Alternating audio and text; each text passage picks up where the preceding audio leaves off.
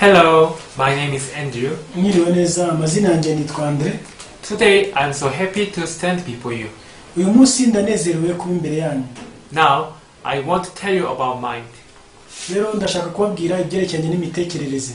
This day, many people are pulled into drugs, alcohol, gambling. Muri iyi minsi abantu benshi bisanga mu businzi, ibiyobyabwenge ndetse n'urusimbi. And they give up easily their life. Ugasanga ubuzima bwabo barabuhebye. I think many people already know about this matter.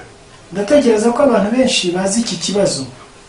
But they don't know why they fall into bad situation. Ariko ntabwo bazi impamvu bisanga mu bintu nk'ibi. But the reason is that ariko impamvu nuko they believe themselves. Nuko biyizera. I can do it. Nabikora. I can quit it. Nabivamo. But when they try to escape this situation, ariko bagerageje kuva mu bintu nk'ibi, they realize that babona yuko they cannot do it.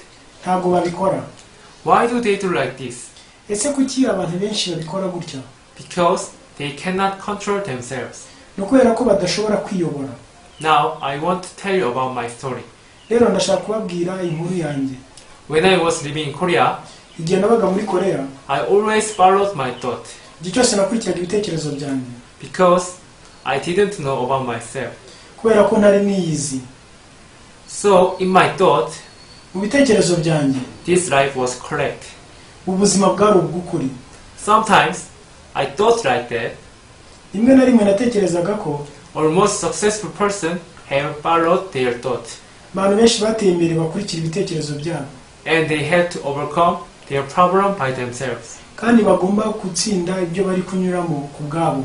Finally, they became a good person. Nyuma ugahinduka umuntu mwiza. So when I heard this story, rero igihe numvaga izi nkuru, I thought that I have to believe myself. Natekereje yuko ngomba kuba umuntu wiyizera. So when I had a problem, I didn't share my heart. Rero igihe nagiraga ikibazo icyo ari cyo cyose, ntabwo najyaga nsangiza abandi umutima. Because I think if I live like this, I will become a good person. Kuko natekerezaga ko nimbaho gutya nzaba ndi umuntu mwiza. I didn't adopt this life. Ntabwo nigeze ntekereza kuri ubuzima. However, ariko I came to see my weakness. Naje kubona intege nke zanjye. And I could see my ability. Naje kubona nabona bashaka kubona intege zanjye. How I'm not perfect person. Kuko nari umuntu udatunganye. But at that time, ariko icyo gihe I didn't know. Ntabwo nari nzi. How could I do in my life? Ntabwo nzi ko nabigenza mu buzima bwanjye. But through volunteer in Rwanda, ariko kuba umukorerabushake mu Rwanda, I could see myself. Nabashije kwitahura.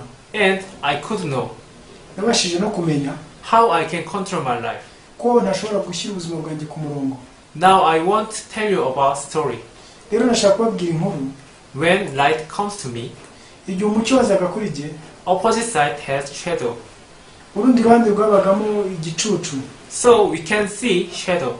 Ntabwo dushobora kubona igicucu. However, ariko if we don't have light, tudafite urumuri, we can't see shadow. Dushobora kubona igicucu. Like this. Gutyo. If we never experience light, iyo tutabonye urumuri, we don't know. Ntabwo dushobora kugira icyo tumenya. What is darkness? What is light? Dushobora kumenya umucyo ni iki mbese urumuri ni iki. Same like me. Ni nkuko byangendekeye. I didn't experience light in my heart. Ntabwo nigeze mbasha kubona urumuri mu mutima wanjye. So I didn't know about my darkness. Rero kubw'ibyo bigatuma ntabasha kubona igicucu.